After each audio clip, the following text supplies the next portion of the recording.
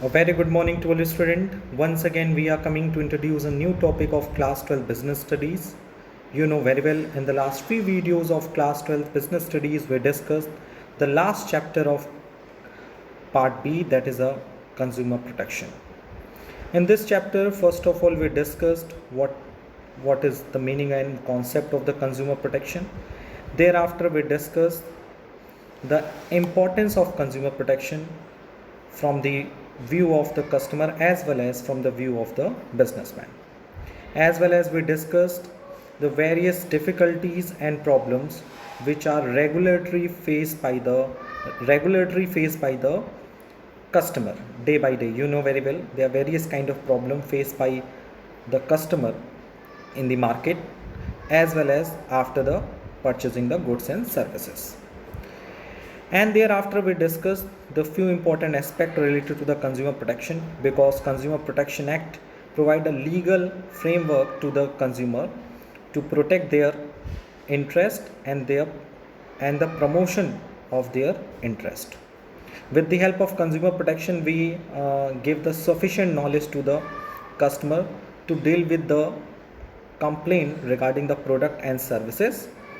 And by the help of Consumer Protection Act 1986, we provides a lots of rights to the consumer, by which consumer easily exercise their duties and perform their responsibilities under the process of transaction. You know very well, जब भी कोई consumer कोई product खरीदता है तो product खरीदने से लेकर प्रोडक्ट को यूज़ करने तक, जब तक वो फुली तरह से सेटिस्फाइड नहीं हो जाता, तब तक मैन्युफैक्चरर एंड मार्केटर का जो एम है वो कंप्लीट नहीं होता. So you know very well, as well as consumer is a king of the market. All the activities done in the market which are totally focused on the customer, यानी जो पूरे area में हमारे देश में जितने भी कस्टमर से रिलेटेड जितनी भी चीज़ें होती हैं वो कहीं ना कहीं हमारे कस्टमर्स को लेकर ही बनाई जाती हैं. यानी कोई प्रोडक्ट हो या सर्विस हो, हम पहले कस्टमर को प्रॉपरली एनालाइज करते हैं, डायग्नोसिस करते हैं, देयर आफ्टर हम कंज्यूमर के नीड एंड वांट्स के अकॉर्डिंगली प्रोडक्ट को फ्रेम आउट करते हैं. सो कहीं ना कहीं अगर हम ये कहना गलत नहीं होगा कि without consumer we can not survive in any economy, we can not survive in the market. So it is very important to protect and promote the consumer interest, यानी कंज्यूमर के इंटरेस्ट को प्रोटेक्ट करना और उनके interest को promote करना. It is the biggest responsibility of the every consumer. So with the help of the consumer protection act 1986, there are several rights provided to the consumer by which he can feel the safe, as well as he can feel the adequately information about the more important aspect of the product, as well as to expect the product to be what is to be claimed to be. Means अगर हम consumer protection act के rights के बारे में discuss करें तो हम ये जान सकते हैं या हम ये पता कर सकते हैं कि कंज्यूमर जो है प्रोडक्ट को ख़रीदते वक्त अपने आप को सेफ समझ सकता है. यानी उसके अंदर ये फीलिंग होगी कि वो एक पर्टिकुलर गुड्स एंड सर्विसेज को ख़रीद रहा है तो उसके अंदर एक सेफ्टी का एनवायरनमेंट क्रिएट होगा. With the help of the rights of the consumer under the consumer protection act, consumer ये एक्सपेक्ट कर सकता है कि जब भी वो कोई प्रोडक्ट खरीद रहा है, अगर वो प्रोडक्ट उसके क्राइटेरिया या उसके भी एक्सपेक्टेशन के अनुरूप नहीं आता, उसके एक्सपेक्टेशन के हिसाब से नहीं होता, तो वो उसके लिए क्लेम भी कर सकता है. As well as to be adequately inform about the more important aspect of the product. और प्रोडक्ट के जो इन्फॉर्मेशन है, you know very well, every customer have a right to be inform, यानी कंज्यूमर को ये राइट है कि उसे प्रोडक्ट से रिलेटेड सारी इन्फॉर्मेशन पता होनी चाहिए. So we can at the end we can easily see that कि right of the consumer is very important part for the every consumer. And in the last video we discuss the 4 important right of the consumer, और अब उसमें से 2 rights बचे हुए हैं. So basically before the starting of the remaining 2 rights, first of all we revised all the 4 rights which already discussed in the last few videos. The first right, you know very well, that is the right to safety. What is the right to safety? Right to safety provide the certain certification marks by the government to the specific goods. यानी कि right to safety के according customer को ये right मिला है कि वो किसी प्रोडक्ट को ख़रीदते वक्त उसका ये राइट है कि अगर उसे प्रोडक्ट को यूज़ करने पर कोई भी हार्म पहुंचता है तो उसके लिए कंपनीज़ को क्लेम करना कंपनीज़ को वो क्लेम कर सकता है और कंपनी से क्लेम्स के अमाउंट रिकवर कर सकता है। बट इसके पीछे भी कुछ प्रोसेस हैं। इसके पीछे रिस्पॉन्सिबिलिटी ये है कंज्यूमर को कि जब वो कोई प्रोडक्ट को परचेस करेगा तो परचेस कर समय लाइक इलेक्ट्रिकल गुड्स पे वो ISI मार्क देखे, फूड आइटम्स वो एग मार्क देखे, गोल्ड ज्वेलरीज पे वो हॉल मार्क देखे, क्योंकि such kind of things will certified कि वो प्रोडक्ट यूज़ करने के लिए सेफ़ है, specially for the electrical goods and for the food items. क्योंकि अगर कंज्यूमर इन सारे मार्क्स को बिना देखे किसी प्रोडक्ट को परचेस करता है तो यानी वो अपनी रिस्पॉन्सिबिलिटी बियर नहीं कर रहा है। अगर वो अपनी रिस्पॉन्सिबिलिटी बियर नहीं कर रहा है तो उसको जो भी राइट टू सेफ्टी मिली है वो कह सकते हो एक तरह से वॉइड हो जाएगी। सो you know very well, right के साथ साथ रिस्पॉन्सिबिलिटी भी समझनी बहुत ज़रूरी है, क्योंकि विदाउट राइट अगर हम किसी चीज़ को एक्सरसाइज करते हैं, किसी चीज़ को इम्प्लीमेंट करने की कोशिश करते हैं तो वो चीज़ें पॉसिबल नहीं होती in the practical manner. So we can say that कि राइट टू सेफ्टी मिला हुआ है कस्टमर्स को कि अगर कोई मैन्युफैक्चरिंग डिफेक्ट्स है किसी प्रोडक्ट में तो उससे होने वाले लॉसेस के लिए कंपनीज़ को रिस्पॉन्सिबल ठहराया जाता है। और इसके लिए कंपनीज़ को भी एक सुटेबिलिटी दी गई है कि वो चाहें तो गवर्नमेंट से मार्क्स से सर्टिफाई करा सकते हैं अपना प्रोडक्ट, लेकिन उसके लिए उन्हें process standard production process and services से होकर गुजरना पड़ेगा। So in short word we can say that कि under the right to safety consumer को ये राइट मिला है कि वो किसी प्रोडक्ट के मैन्युफैक्चरिंग डिफेक्ट से जो भी लॉस होता है वो उसके लिए कंपनसेट किए जा सकते हैं। Number 1 point. Number 2 point, but right to safety तभी एप्लीकेबल होता है व्हेन कस्टमर ने अपनी रिस्पॉन्सिबिलिटी बियर की हो, लाइक किसी गुड्स को परचेस करते समय उस पर ISI mark for the electrical goods and egg mark for the food items को उन्होंने देख के ख़रीदा हो। इट मीन्स जब वो खरीद रहे हों उस प्रोडक्ट को तो उस पर प्रॉपरली मार्क्स देखे। And for the companies, for the producer के लिए अपॉर्चुनिटीज़ दी गई है कि वो अपने किसी गुड्स को बनाते समय उस पर प्रॉपरली मार्क्स अवेलेबल कराएं। इसके लिए गवर्नमेंट के द्वारा prescribe pre determined production process को फॉलो करें और उसके अकॉर्डिंग ही गुड्स को मेंटेन करें। That is the right to safety. Now in the last video we already discussed the second right, that is the right to inform and right to representation.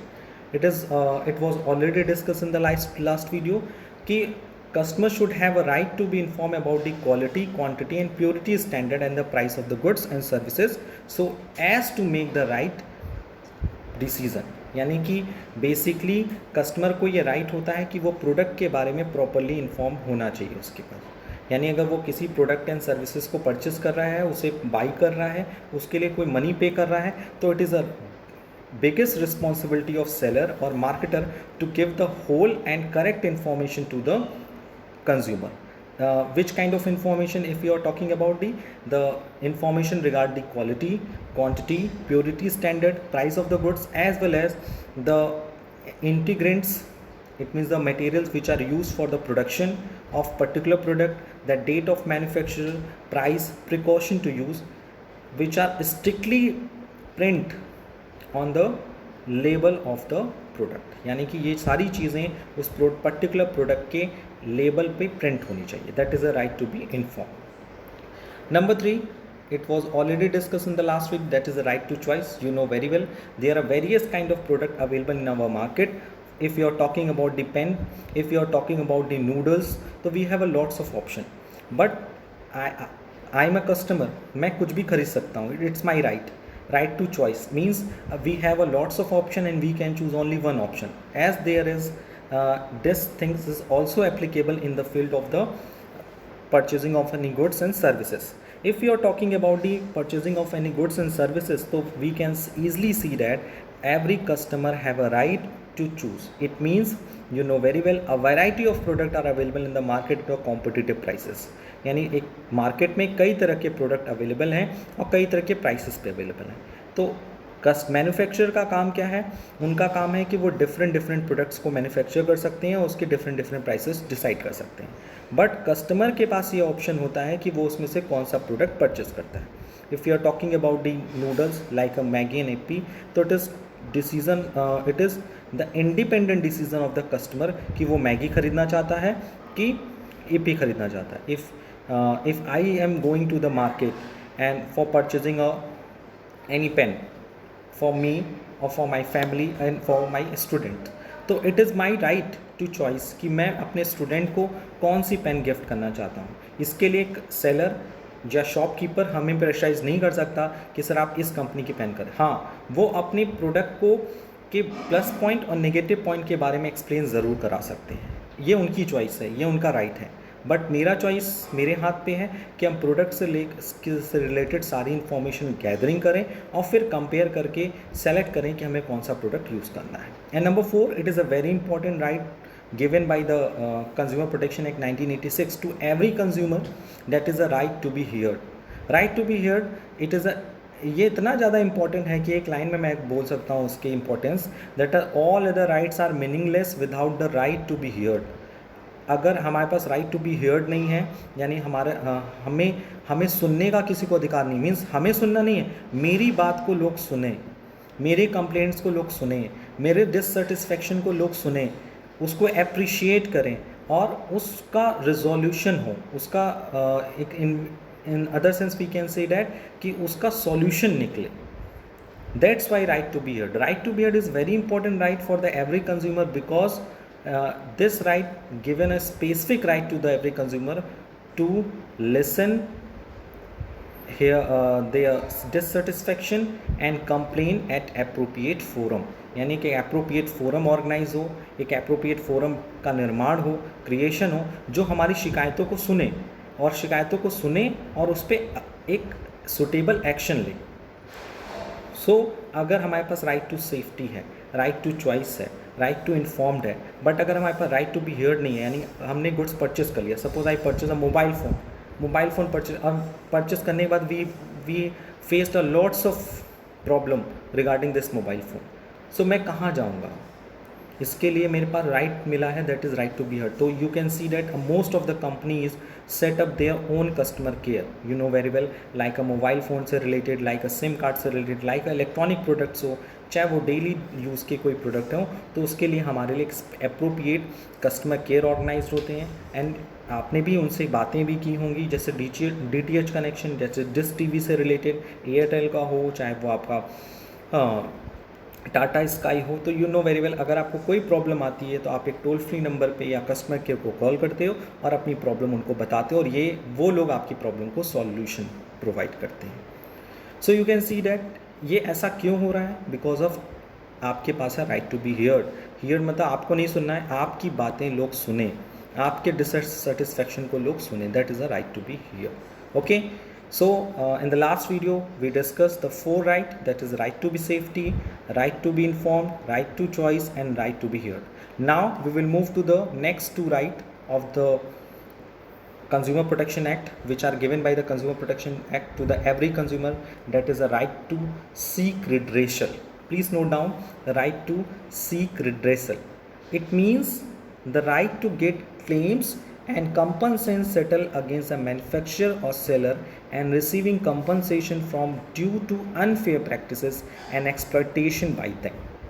यानी right to seek addressal के according सारे consumer को ये specific right मिला है कि वो उनके क्लेम्स और कंप्लेंट्स को सेटल किया जाए. यानी अगर मेरा कोई क्लेम है, मुझे किसी प्रोडक्ट को लेके कोई डिससेटिस्फेक्शन है या कोई क्लेम है, सो उस क्लेम को सुनने के साथ साथ उस क्लेम को सेटल किया जाए, उस कंप्लेंट्स को सेटल किया जाए और मैन्युफैक्चरिंग्स या सेलर्स के ऊपर कंपनसेशन इम्पोज किया जाए, क्योंकि उन्होंने अनफेयर ट्रेड प्रैक्टिसेस को अनफेयर ट्रेड प्रैक्टिसेस किया है और हमें एक्सप्लॉइट किया है.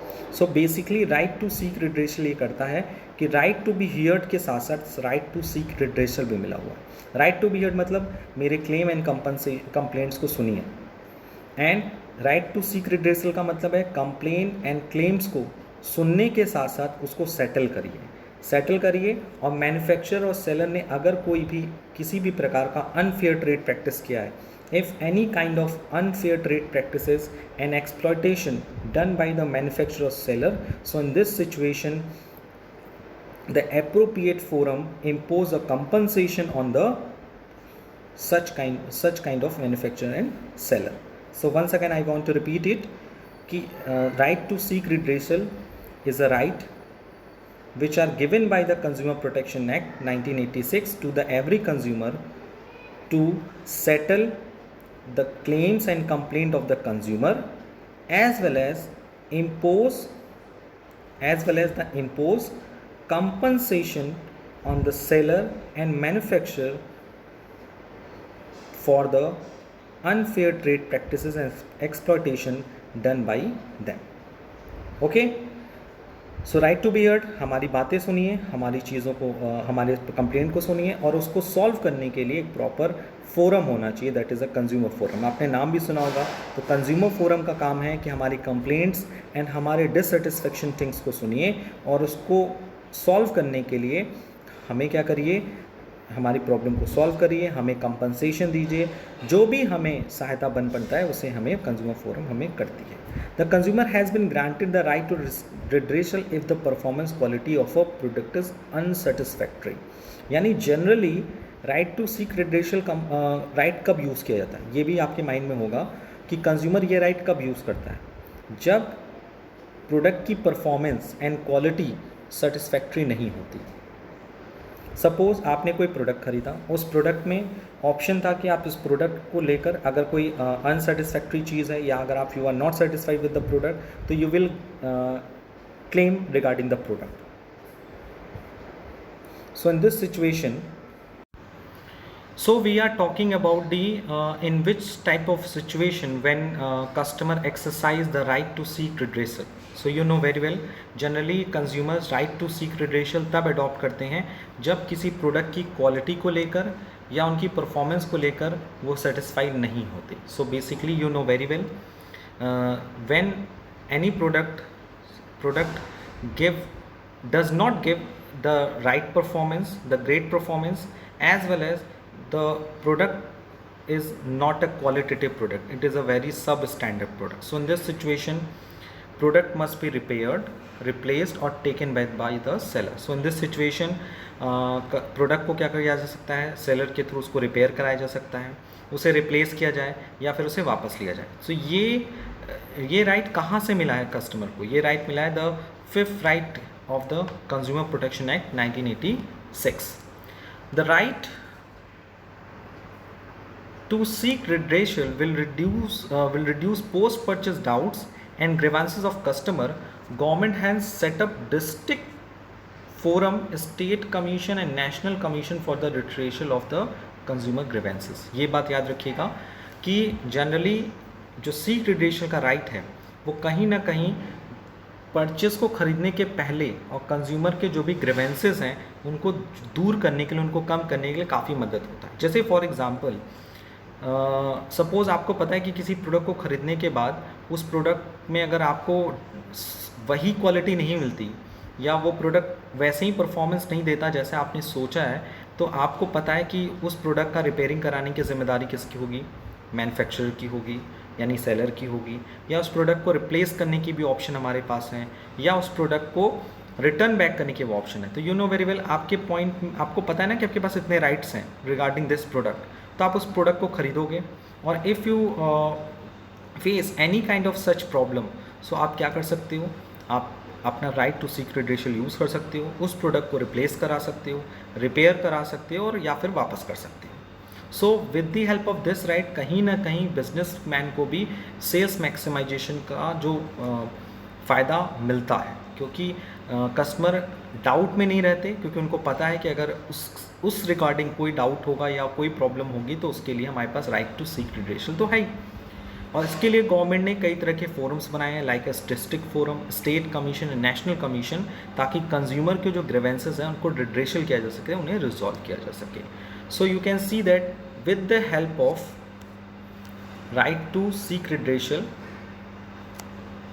Firstly manufacturer and seller had been imposed by a certain compensation due to the unfair trade practices and exploitation by them, and such kind of right exercised by the consumer when the performance and quality of the product is unsatisfactory. And according to this right, the product must be repaired, replaced and taken up by the seller, and this right can be easily reduce the post-purchase doubts and grievances of the consumer. And for the implementation of such right, consumer government make a different kind of the forum to redressal of the consumer grievances, like a district forum, state commission and national commission. So let's we take the one example regarding this right, that is the right to seek redressal. That is, if you purchase a mobile phone and it does not function properly, then you have the get it replaced and exchange. You know very well, जब आप कोई mobile खरीदते हो तो और अगर वो mobile properly function नहीं करता, तो इन this situation you have a right कि आप उस मोबाइल फ़ोन को क्या कर सकते हो, रिटर्न कर सकते हो और रिप्लेस कर सकते हो. Okay, so suppose if you purchase a mobile phone and it does not function properly, then you have the right to get it replaced or exchange. Okay, so now we will move to the last right of the Consumer Protection Act, that is right to consumer education. You know very well, consumer protection is very important for every consumer because it protect the interest and promote the interest of the consumer. As well as with the help of the consumer protection we can easily aware the consumer. यानी consumer protection का सिर्फ M यही नहीं है कि consumer के interest को protect करें और प्रमोट करें, इसके साथ साथ उनके अंदर अवेयरनेस लाना बहुत ज़रूरी है. Because you know very well, जब हम इस चैप्टर के इंट्रोडक्शनरी पार्ट पर डिस्कस कर रहे थे तो वी कैन सी दैट कि हमारे देश की जो मोस्टली जनसंख्या है वो पावर्टी प्रॉब्लम है उनकी, और जनरली वो मिडिल क्लास से भी रिलेटेड करते हैं, और एजुकेशन लेवल काफ़ी कम है. इलिटरेट तो नहीं है, लिटरेट हैं बट एजुकेटेड नहीं है. सो with the help of consumer protection हम कोशिश ये करते हैं कि हम अपने कंज्यूमर्स को एजुकेट करें. With the help of right to consumer education, right to acquire the knowledge and skill to be an informed consumer. यानी कि इस राइट के अंदर हम लोग क्या करते हैं, अपने कंज्यूमर को ये राइट प्रोवाइड करते हैं कि वो किसी भी प्रोडक्ट्स के बारे में प्रॉपर नॉलेज लें और स्किल डेवलप करें. A consumer protected against fraud only when he knows that there is a law dealing with such malpractices. यानी कंज्यूमर को ये भी एजुकेट करना, क्योंकि यू नो वेरी वेल, क्योंकि कभी कभी कंज्यूमर को तो पता ही नहीं होता है कि इस तरह के भी फ्रॉड हो रहे हैं. जैसे यू नो वेरी वेल, आपके मोबाइल में जनरली बैंक से रिलेटेड कुछ मैसेजेस आते होंगे, लगभग 3 महीने या 6 महीने पे एक बार ज़रूर आ जाते हैं कि please do not share your ATM pin, CVV number, card details, account number and any kind of information. You know very well why. या फिर कभी कभी OTP से रिलेटेड मैसेज आता है, please do not share OTP with others. Why? Due to the right of consumer education. Because every company, every banking institution and any kind of service provider companies give us sufficient knowledge to the consumer. By the help of such kind of education, a consumer can be protected against the fraud, because only when he knows that there is a law dealing with the such malpractices, he should be made aware the right and remedies available. ये भी बात याद रखिएगा. यानी ये consumer education का जो right है वो सिर्फ और सिर्फ कंपनीज नहीं करती, गवर्नमेंट भी कराती है. गवर्नमेंट तरह तरह के एडवर्टाइजमेंट, तरह तरह की प्रोग्राम्स ऑर्गेनाइज करते हैं जिससे कंज्यूमर अपने राइट्स के लेकर अवेयर हों, और उनको ये भी पता चले कि अगर उनके राइट्स को कहीं वॉइड किया गया है, वायलेट किया गया है, तो वो अपनी रेमेडीज़ भी उनके पास हैं. So suppose if you are talking about the normal consumer, तो अगर आप किसी भी कंज्यूमर से पूछो कि उनके क्या क्या राइट्स हैं रिगार्डिंग द कंज्यूमर प्रोटेक्शन, तो वो शायद ना बता पाएँ. बट गवर्नमेंट ने कई तरह से एडवर्टाइजमेंट के थ्रू, कई कैंपेन के थ्रू, एज वेल एज कई प्रोग्राम्स के थ्रू उन्हें अवेयर करने की कोशिश की है कि वो अपने राइट्स को जान सकें, फ्रॉड्स को जान सकें, कुछ कौन कौन से फ्रॉड्स अभी हो रहे हैं ताकि उनके साथ कोई फ्रॉड ना हो जाए, और उनको ये भी बता सकें उनकी रेमेडीज़ क्या क्या हैं, कि अगर उनके साथ कुछ गलत किया गया है तो वो क्या क्या एक्शन ले सकते हैं. सो you can see that with the help of the consumer education, consumer can be easily educated for their rights, for the remedies available, as well as the fraud circulated in our economy. You know very well, in the last few days, जब हम few years, in the last few years we see that a lots of the frauds regarding the money transfer, कि आपसे OTP, आपका mobile number लेकर, आपका या फिर account number लेकर, आपका आधार कार्ड लेकर आपके अकाउंट्स को हैक करके आपके मनी को फ्रॉड कर लिया जाता है. सो अब हम इसके बारे में काफ़ी अवेयर होते हैं. हम किसी को अपना ATM नहीं देते, अपना पिन नहीं देते, या अपने मोबाइल्स पे कोई भी इंपॉर्टेंट इन्फॉर्मेशन है तो वो हम किसी और के साथ शेयर नहीं कर सकते, बिकॉज आई नो कि हमें अपने राइट्स पता हैं, हमें फ्रॉड्स पता हैं, और कहीं ना कहीं अगर हमारे साथ कुछ गलत होता है तो हम उसके लिए क्या क्या ऑप्शन है हमारे पास, हम उसके लिए भी अवेयर रहते हैं. उसके लिए बहुत ही फेमस एग्जांपल है, यू नो वेरी वेल, आप अपनी टीवीज़ में भी एग्जांपल्स देखा होगा आपने. To promote awareness government have taken several measures such as campaign जागो ग्राहक जागो और inclusion of consumer education in school and university courses. You know that इस तरह के अवेयरनेस प्रोग्राम चलाए गए थे, और आज भी उसकी लाइन याद होगा, जागो ग्राहक जागो. इस कैंपेन से ये गवर्नमेंट ने एजुकेशन देने की कोशिश की थी अपने कंज्यूमर्स को, मैन्युफैक्चरर्स को, कि वे अपने राइट्स के बारे में जानें जब भी वो किसी प्रोडक्ट को परचेस करें. So before the purchasing of the product, they will get the sufficient knowledge about the product, as well as to take their information regarding their rights and the remedies. यानी अपने right उस product के बारे में तो जाने ही जानिए कि उस प्रोडक्ट से की इंफॉर्मेशन क्या है, और आपके पास राइट टू चॉइस भी है. उसके साथ साथ उन्हें अपने खुद के राइट्स के बारे में पता होना चाहिए, उस प्रोडक्ट के बारे में साथ साथ अपने राइट्स के बारे में पता होना चाहिए. और अगर उनके साथ किसी प्रकार का कोई भी फ्रॉड होता है, या मिस रिप्रेजेंटेशन होता है, या कोई प्रकार का एक्सप्लॉयटेशन होता है, तो वो कहाँ रेमेडीज़, किस तरह की रेमेडीज़ उनके लिए अवेलेबल है, इसके लिए भी वो अवेयर हो. As well as inclusion of consumer education school and university courses. Government ने यू नो वेरी वेल, आप अपने क्लास 12 के सिलेबस में ही देख लो, consumer protection is the last chapter. ये क्यों पढ़ाया जा रहा है? ताकि आपको कंज्यूमर प्रोटेक्शन से सफिशिएंट नॉलेज पता हो. क्यों? Because you know very well, जब हम 12th में पहुंचते हैं तो 12th तक हम एक मैच्योर कंज्यूमर बन जाते हैं. सो हमें as a educated consumer, we have a sufficient knowledge about the consumer protection act, we have a sufficient knowledge about the rights available in the consumer protection act. So अगर ये सारी चीज़ें अगर हमें पता नहीं होंगी तो कहीं ना कहीं हम पढ़े लिखे अनपढ़ रह जाएंगे, and it means educated illiterate person. So in this situation consumer ने इस टॉपिक को हमारे कोर्सेज में, चाहे स्कूल के एजुकेशन में हो, चाहे यूनिवर्सिटीज़ के कोर्सेज में, एक सुटेबल प्लेस प्रोवाइड किया है. So you can see that the basic 6 right given by the Consumer Protection Act to the every consumer. And first of all, I want to conclude this topic with the help of suitable diagram.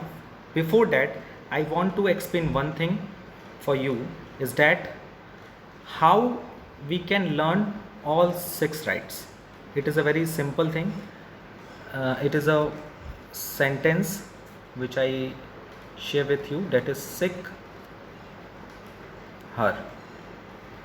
Okay, by the help of this name you can easily learn the right of consumer. Sick her, SICHER. S for right to safety, I for right to be informed, C for right to choose, H for right to be heard, E for right to be education, consumer education, and R for right to seek redressal. So you can see that they are basically 6 rights given by the Consumer Protection Act to the every consumer, which are: number 1, right to safety, I for right to inform, C for right to choose, H for right to be heard, E for right to consumer education, and R for right to seek redressal. So ये line आप याद कर लोगे, sick her, so you can easily remember and learn the 6 right given to every consumer under the Consumer Protection Act. So at the last of this video, one by one I will take the summary point, conclusion point regarding these rights. The first one is right to safety. You know very well what is right to safety. Right to be protected from hazardous goods and services. Number 2,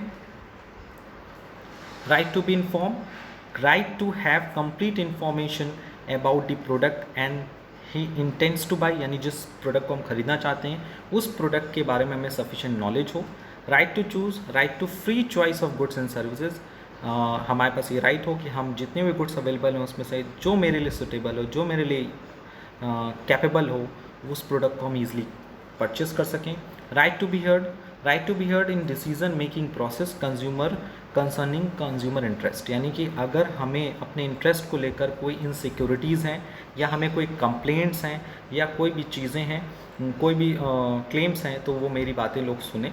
right to seek redressal का मतलब होता है right to redressal if consumer right are infringed, means अगर किसी भी प्रकार का कोई भी क्लेम या कंप्लेंट्स हैं सो उससे रिगार्डिंग जो भी कंपनसेशन बनता है तो मैन्युफैक्चरर और मार्केटर से वो रियलाइज किया जा सके और कंज्यूमर तक पहुंचाया जाए। And number 6 that is right to consumer education, that is a right to acquire knowledge to be an informed consumer, यानी कंज्यूमर को सिर्फ कंज्यूमर ही नहीं बने रहना है बल्कि उनको ये भी राइट है कि they will acquire a sufficient knowledge to become a informed consumer.